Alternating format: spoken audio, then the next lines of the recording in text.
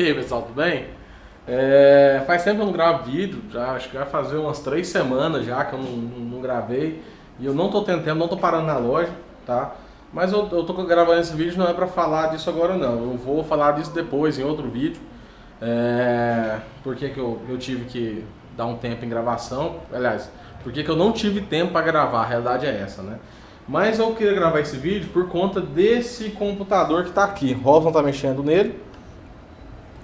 Bom, vamos lá, esse aqui eu queria gravar porque é um caso engraçado. Primeiro que é uma máquina excelente, tá? Ele tem uma placa mãe Asus, tá? Uma Republic of Game, né? Gamer, tá? Que é excelente. Todo computador, na verdade, é de alto nível. Esse processador é K ou não? Final K? Eu acho que ele é Final K, né? Que é para overclock. Não, não é Final K, é o i7-4790. Tá? Que essa versão tem a Final K, que é para fazer overclock e tudo, né? Então, ó, só a configuração dele. Ele tem uma GTX 760, uma Corsair AX 1200i, excelente, né? Colocamos esse Cooler Master aqui, porque não tinha, o cooler era o basicão, o normal, né? O box que vem junto com o processador. Ele tem 2 pens de memória da Corsair, de 8 GB cada um, tem 16 GB no total. E como eu disse, a placa-mãe é uma Republic of Gamer, né, que é excelente. Uma coisa que falta, que eu acho que falta nesse computador aqui, seria o SSD. Fora isso, ele tem um HD normal. Fora isso, é uma máquina de excelente qualidade, tá? Tudo foi muito bem escolhido. Mas ele apresentou problema, tá? Aí que eu quero entrar nessa parte com vocês. Essa máquina veio de Catalão, tá? Porque lá em Catalão tentaram mexer, levou em algumas assistências, resolveram um problema, entre aspas, né? E voltou a dar problema, tá? Então, o que acontece? A origem do problema veio da parte elétrica da residência do cliente. Por quê? Ele me alegou, essa fonte aqui é uma fonte, ela é estabilizada já, né? Ela que não necessita de estabilizador, viu? Isso, o próprio fabricante informa isso. No break pode colocar, mas estabilizador é uma redundância besta e é prejudicial à fonte, né? O fabricante não recomenda de forma nenhuma. Então o que estava acontecendo? Esse computador, a energia que chegava até a residência do cliente tinha um problema, que era a baixa tensão. Estava dando 190 graus, 190 volts, 180 volts na tomada. Então é pouco, e a tensão é 220, em Goiás é 220, né? E estava chegando 180, 190 volts só. Então, pessoal, estava chegando na energia da casa dele 180, 190 volts de tensão. Então, o que acontece? Ele tinha uma fonte, eu não sei qual marca é, porque para mim já veio essa aqui da Corsair, essa AX1200, e só porque chegou para ele, tinha uma fonte de 700, se não me engano, watts de potência real, tá? De boa qualidade também.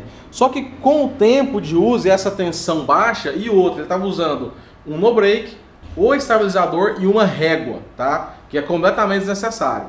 Acabou que deu problema na fonte por conta dessa tensão baixa. Bom, mesmo com o no-break tudo, acabou dando isso que ele me relatou, tá? Acabou dando defeito. Ele comprou essa fonte.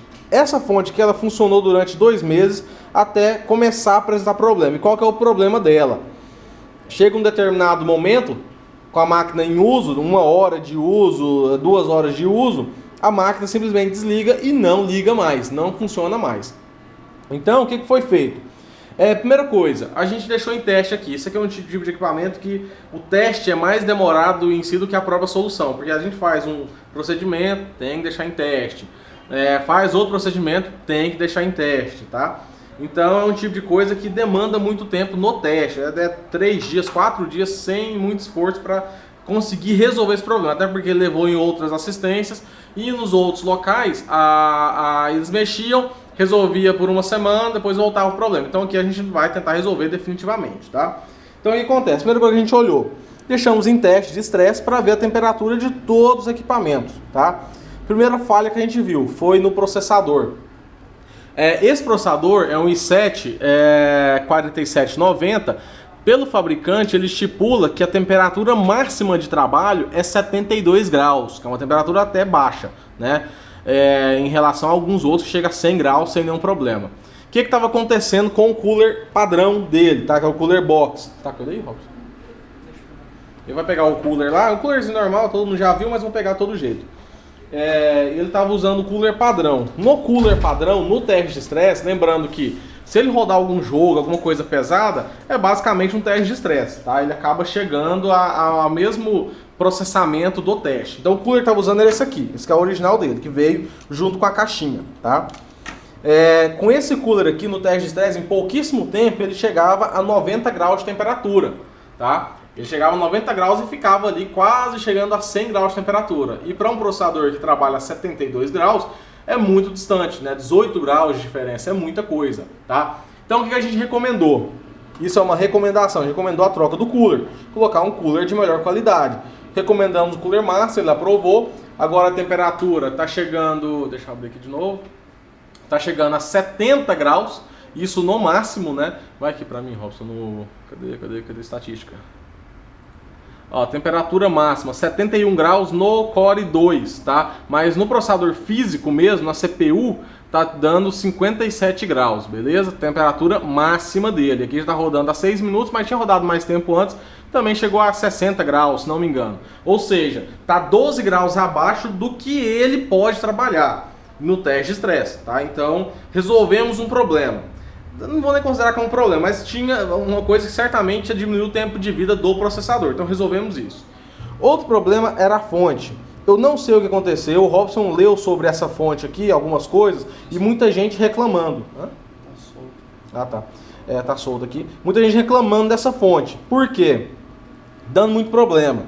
Eu creio que o problema que deu nessa fonte, eu gosto muito da Corsair, uma marca que eu confio particularmente, mas tinha muita reclamação dela. Creio eu que o problema que deu nessa fonte aqui foi por conta das tensões oscilando, né, baixas na casa do cliente, tá? E também por conta da redundância de usar um no-break e um estabilizador, sendo que essa fonte não precisa disso, do estabilizador e nem do no-break, pelo menos para estabilizar, né? O no-break é interessante para segurar a carga se a energia cessar, se a energia acabar.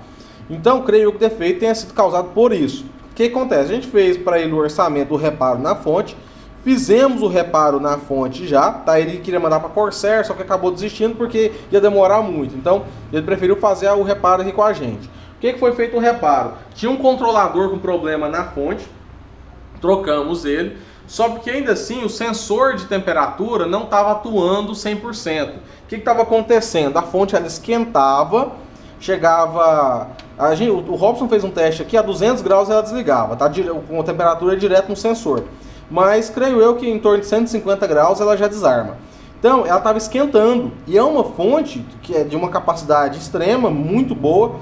E que essa máquina assim, deve usar em torno aí de 30%, 40% do que a fonte oferece, em questão de watts de potência, tá? Que apesar de ter uma 760, ele não puxa a quantidade de watts que essa fonte aqui oferece. E mesmo assim estava esquentando. A gente colocou uma fonte 430, tá? Da Thermaltake, eu não lembro qual marca que era. EVGA? Da EVGA, também é marca boa. E nem a nossa EVGA de 430 esquentou. E essa aqui estava esquentando. Então o que a gente fez?